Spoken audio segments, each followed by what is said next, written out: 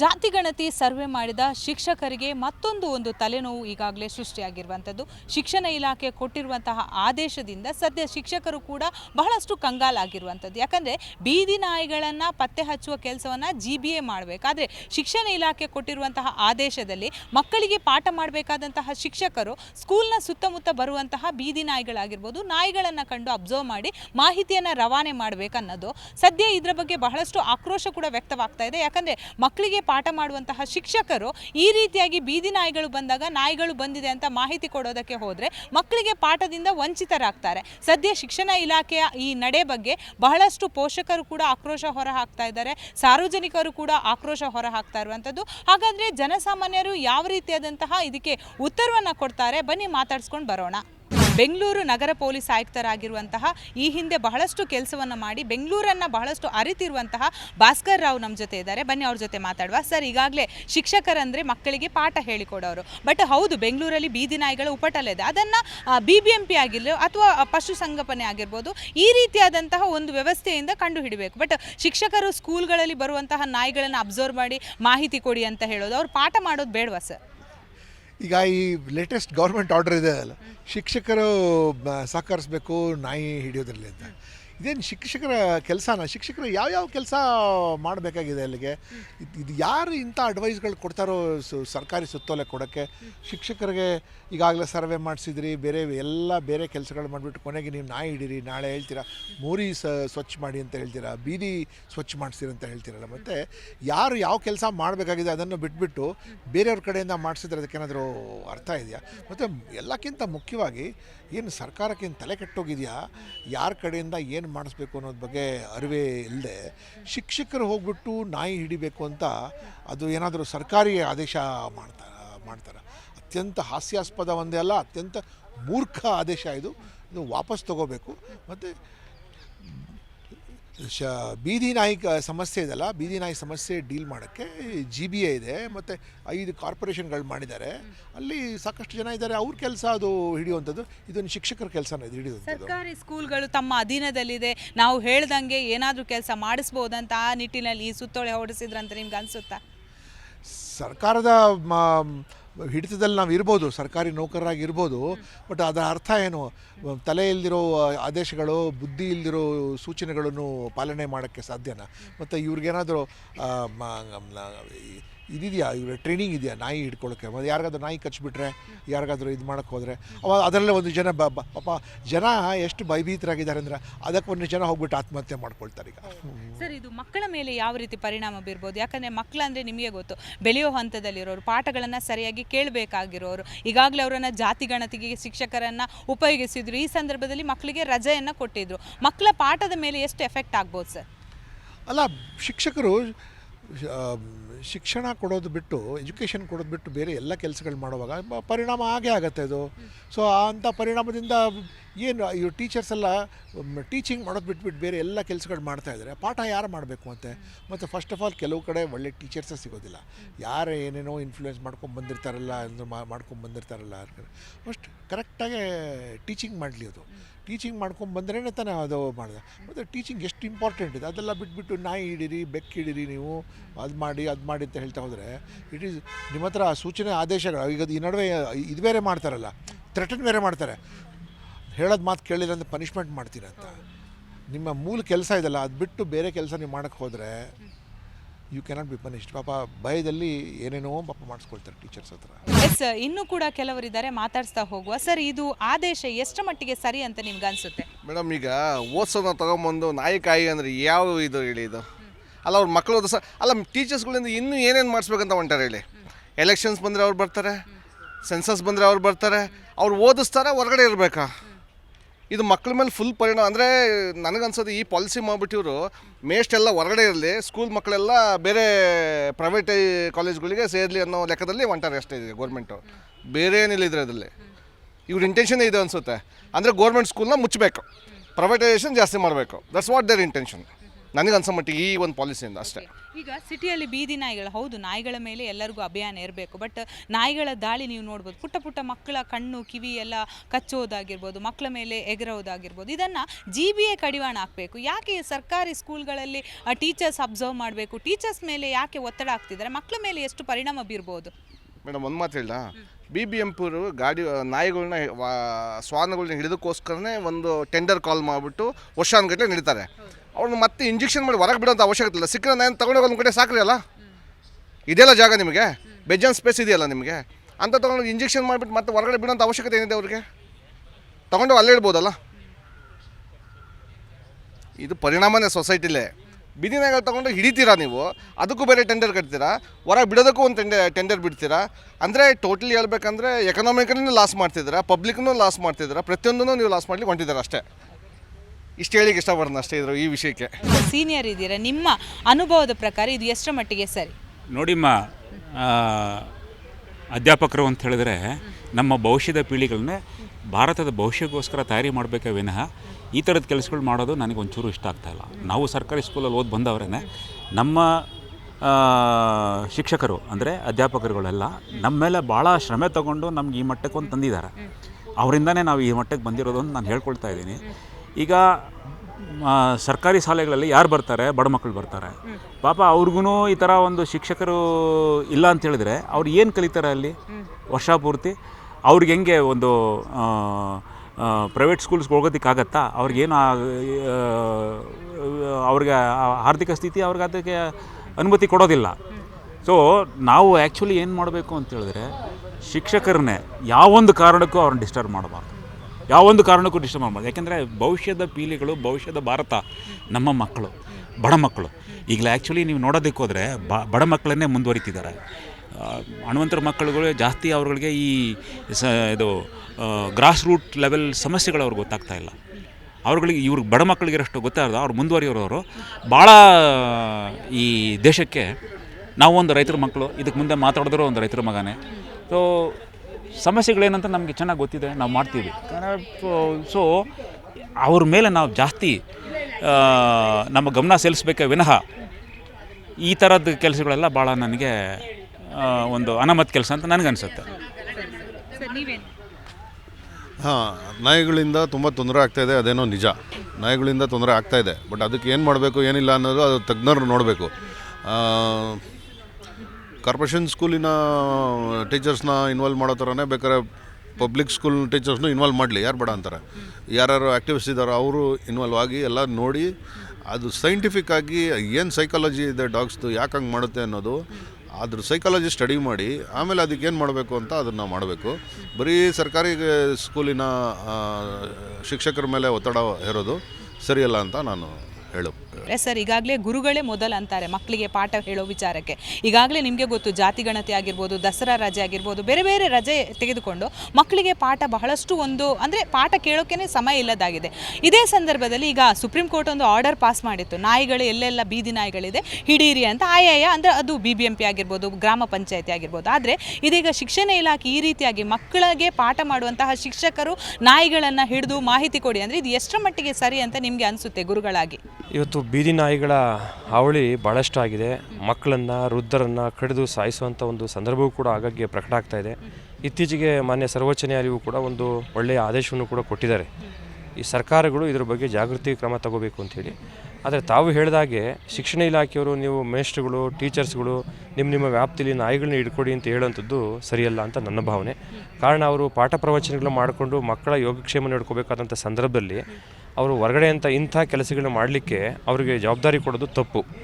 ಅದನ್ನು ಸ್ಥಳೀಯ ಆಡಳಿತ, ಏನು ನಮ್ಮ ಗ್ರಾಮ ಪಂಚಾಯತ್ಗಳಿರ್ಬೋದು ಅಥವಾ ನಗರಸಭೆ, ಪಟ್ಟಣ ಪಂಚಾಯತಿ, ಪುರಸಭೆಗಳು, ಮಹಾನಗರ ಪಾಲಿಕೆಗಳು, ಅಲ್ಲಿನ ಅಧಿಕಾರಿಗಳು, ವಿಶೇಷವಾಗಿ ಪಶುವೈದ್ಯ ಇಲಾಖೆಯ ಅಧಿಕಾರಿಗಳು ಮತ್ತು ಆರೋಗ್ಯ ಇಲಾಖೆ ಅಧಿಕಾರಿಗಳು ಇಂಥ ಕೆಲಸಗಳು ಮಾಡಬೇಕಾಗುತ್ತೆ. ತಕ್ಷಣ ಶಿಕ್ಷಕರಿಗೆ ಈಗಾಗಲೇ ತಾವು ಹೇಳಿದಾಗೆ ಭಾಳಷ್ಟು ಹೊರೆಯನ್ನು ಹೊರಿಸಿದ್ದಾರೆ ಶಿಕ್ಷಕರ ಮೇಲೆ. ಅವರು ಪಾಠ ಪ್ರವಚನಗಳು ಮಾಡೋದಾ ಅಥವಾ ಈ ಕಡೆ ಬೇರೆ ಬೇರೆ ಕೆಲಸಗಳು ಮಾಡೋವಂಥದ್ದು ಒಂದು ಒತ್ತಡ ಇದೆ.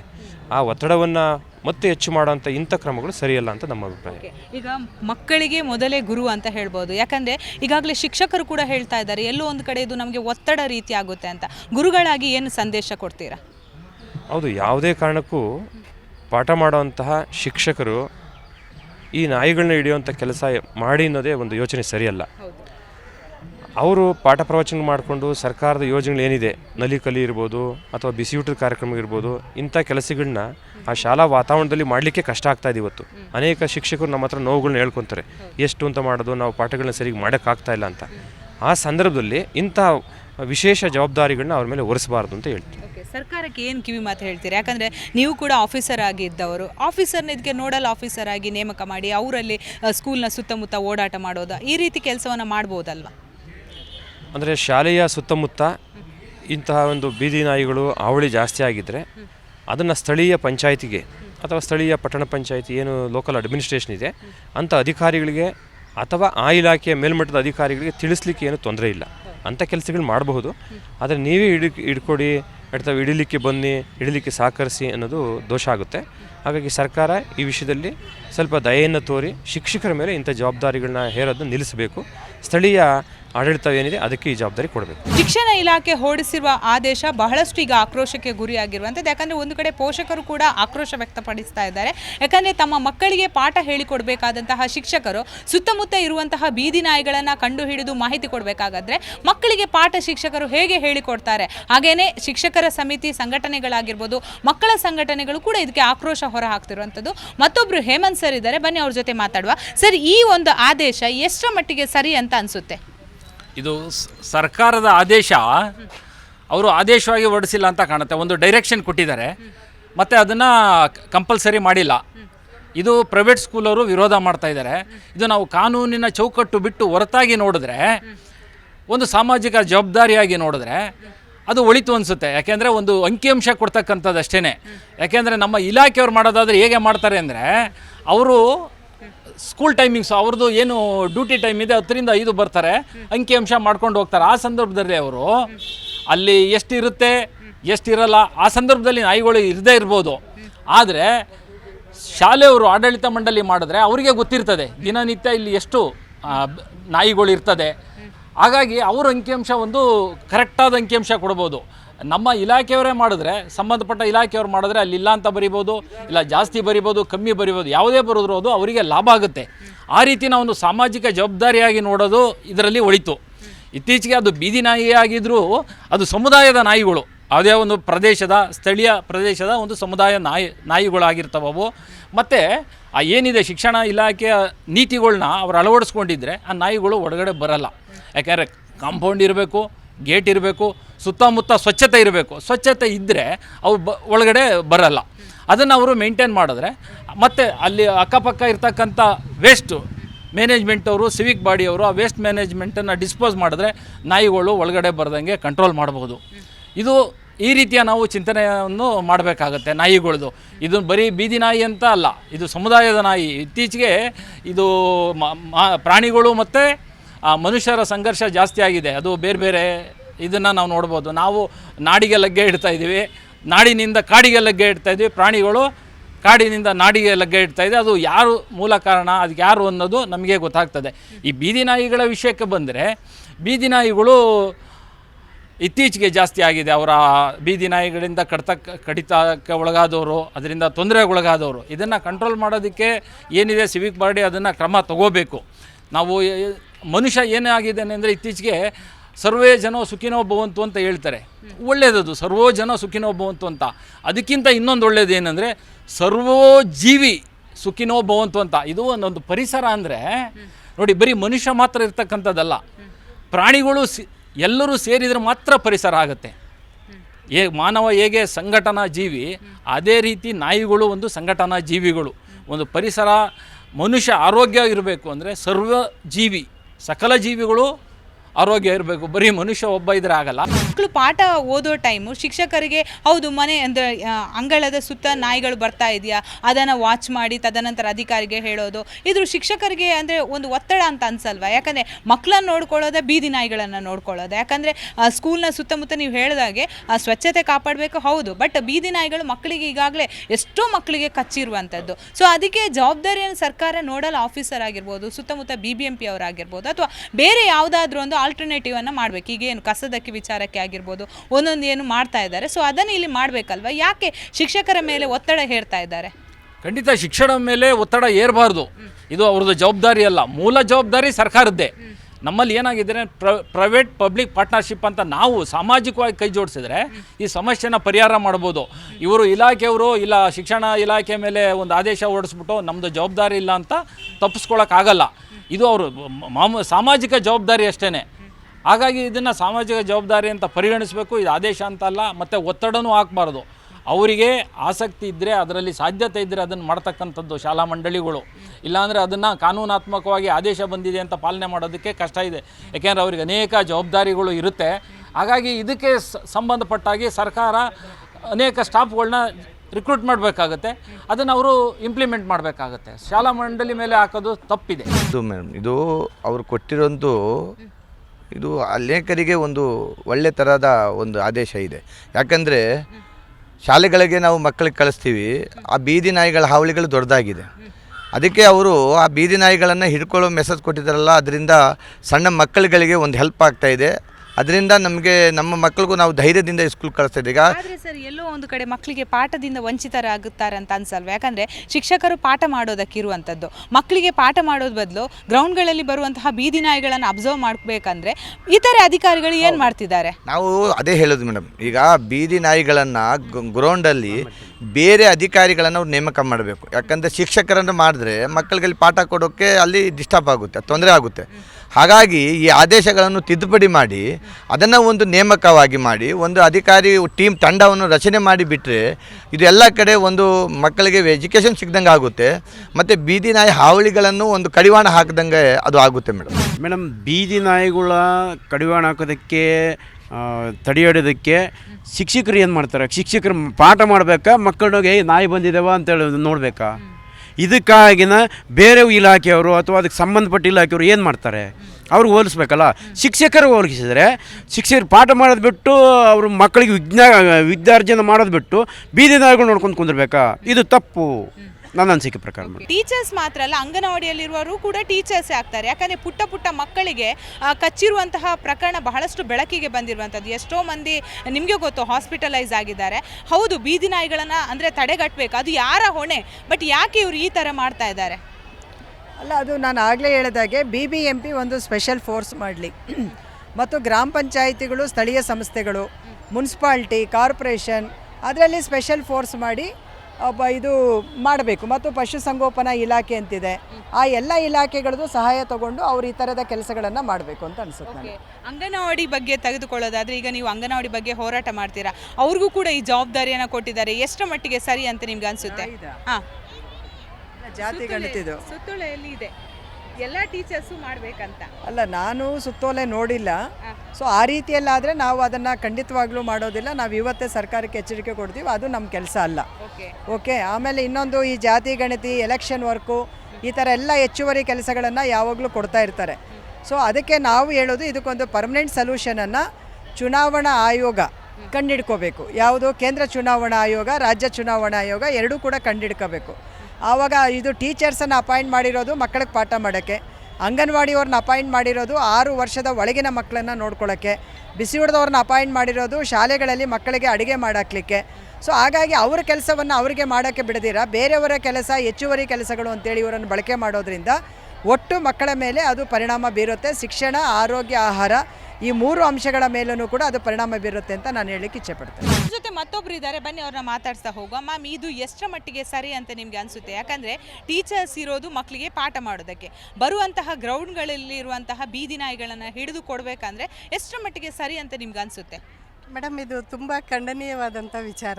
ಯಾಕೆ ಅಂತಂದರೆ ಇವತ್ತು ಸ್ಕೂಲಲ್ಲಿ ಪಾಠ ಮಾಡೋಕ್ಕೆ ಟೀಚರ್ಸ್ ನೇಮಕ ಮಾಡಿದ್ದಾರೆ, ಅಂಗನವಾಡಿಗಳಲ್ಲಿ ಪಾಠ ಮಾಡೋಕ್ಕೆ ವರ್ಕರ್ಸ್ನ ಆಯ್ಕೆ ಮಾಡಿದ್ದಾರೆ. ನಮ್ಮ ಕೆಲಸ ಅಲ್ಲ ಇದು. ಯಾಕೆಂದರೆ ನಾಯಿಗಳು ಹಿಡಿಯೋ ಅಂಥದ್ದು ನಮ್ಮ ಕೆಲಸ ಅಲ್ಲ. ಇಲ್ಲಿ ಸ್ಥಳೀಯವಾಗಿರುವಂಥ ಗ್ರಾಮ ಪಂಚಾಯತಿಗಳಿದ್ದಾವೆ, ಮತ್ತು ಅದಕ್ಕೆ ಸಪ್ರೇಟ್ ಆಗಿರುವಂಥ ಮುನ್ಸಿಪಾಲ್ಟಿಗಳಿದ್ದಾವೆ. ಅವರು ಈ ಕೆಲಸ ಮಾಡಬೇಕೇ ವಿನಃ ಟೀಚರ್ಸನ್ನು ಪಾಠ ಮಾಡೋದು ಬಿಟ್ಟು ಇವತ್ತು ನಾಯಿಗಳು ಹಿಡಿದೆ ಅಂತಂದರೆ ಎಷ್ಟು ಮಟ್ಟ ಸಾಧ್ಯ? ಇದು ತುಂಬ ಖಂಡನೀಯವಾದಂಥ ವಿಚಾರ.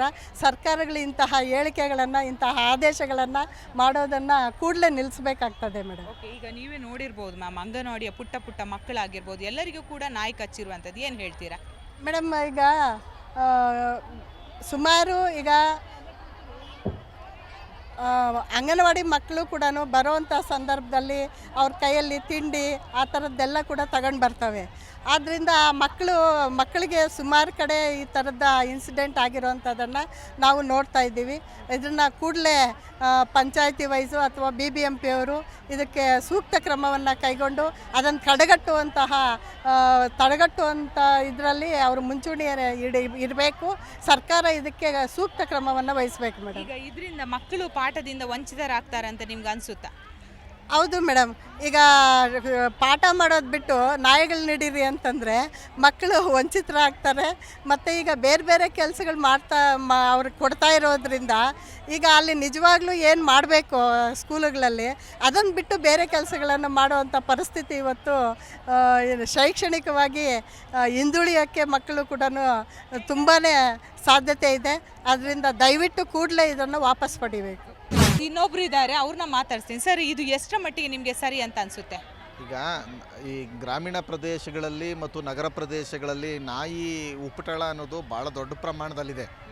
ಅದನ್ನು ನಿಯಂತ್ರಣ ಮಾಡಬೇಕಾಗಿರೋದು ಸ್ಥಳೀಯ ಸಂಸ್ಥೆಗಳು. ನಗರಗಳಲ್ಲಿ BBMP ಮತ್ತು ಗ್ರಾಮೀಣ ಪ್ರದೇಶಗಳಲ್ಲಿ ಪಂಚಾಯಿತಿಗಳು. ನಗರಗಳಲ್ಲಿ BBMP ಮತ್ತು ನಗರಗಳಲ್ಲಿ ಹಿಡಿದ ನಾಯಿಯನ್ನು ತಗೊಂಡೋಗಿ ಗ್ರಾಮಾಂತರ ಪ್ರದೇಶಗಳಲ್ಲೇ ಬಿಡ್ತಾ ಇರುವಂಥ ಕೆಲವು ಪ್ರಸಂಗಗಳು ನಡೀತಾ ಇದ್ದಾವೆ.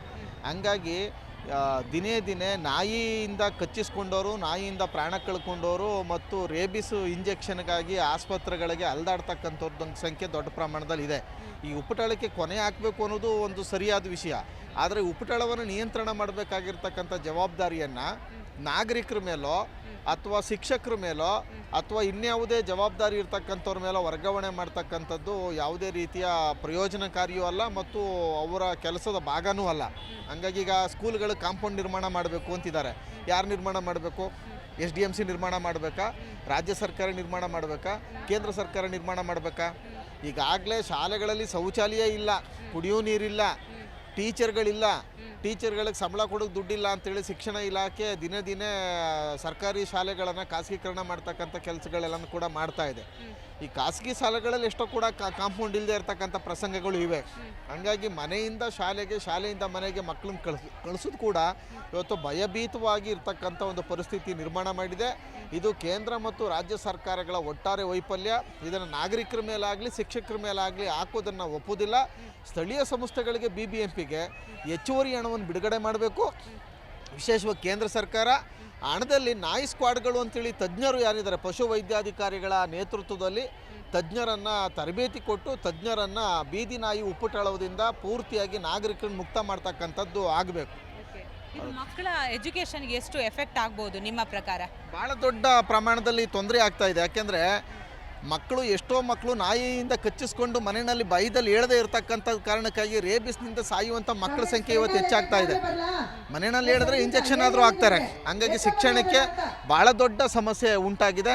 ಹಂಗಾಗಿ ಬೀದಿ ನಾಯಿ ಉಪಟಳವನ್ನು ಖಂಡಿತವಾಗಿ ನಿರ್ದಾಕ್ಷಿಣ್ಯವಾಗಿ ಕ್ರಮ ಕೈಗೊಳ್ಳಕ್ಕೆ ಕೇಂದ್ರ ಸರ್ಕಾರ ಹೆಚ್ಚುವರಿ ಹಣವನ್ನು ಬಿಡುಗಡೆ ಮಾಡಿ ಸ್ಕ್ವಾಡ್ಗಳನ್ನ ನೇಮಕ ಮಾಡಬೇಕು. ನಿರುದ್ಯೋಗಿ ಜನ ಜಾಸ್ತಿ ಬೇಕಾದಷ್ಟು ಜನ ಇದ್ದಾರೆ, ಅವರು ತರಬೇತಿ ಕೊಡಲಿ. ಪಶುವೈದ್ಯಾಧಿಕಾರಿ ಕಚೇರಿಗಳಲ್ಲೇ ಸುಮಾರು 8,000 ಹುದ್ದೆಗಳು ಖಾಲಿ ಇದೆ. ಶಿಕ್ಷಕರ ಹುದ್ದೆಗಳೇ ಸುಮಾರು 14,000, 18,000, 20,000 ಈ ಥರ ಖಾಲಿ ಇದೆ. ಈ ರೀತಿ ಲಕ್ಷಾಂತರ ಹುದ್ದೆಗಳು ಖಾಲಿ ಇದ್ದಾವೆ. ಇಂಥ ಸ್ಥಿತಿನಲ್ಲಿ ನಾಯಿ ಹಿಡಿಯೋ ಕೆಲಸವನ್ನು ನಾಗರಿಕರಿಗೋ ಅಥವಾ ಶಿಕ್ಷಕರಿಗೋ ಕೊಡ್ತಕ್ಕಂಥದ್ದು ಸರ್ವತಾ ಒಪ್ಪುವಂಥ ವಿಷಯ ಅಲ್ಲ. ಅಷ್ಟು ಆಕ್ರೋಶ ಕೂಡ ವ್ಯಕ್ತವಾಗ್ತಾ ಇರುವಂಥದ್ದು. ಯಾಕಂದರೆ ಶಾಲೆಯಲ್ಲಿ ಮಕ್ಕಳು ಪಾಠವನ್ನು ಕೇಳೋದಕ್ಕೆ ಬರ್ತಾರೆ, ಶಿಕ್ಷಕರು ಪಾಠವನ್ನು ಹೇಳೋದಕ್ಕೆ ಬರ್ತಾರೆ.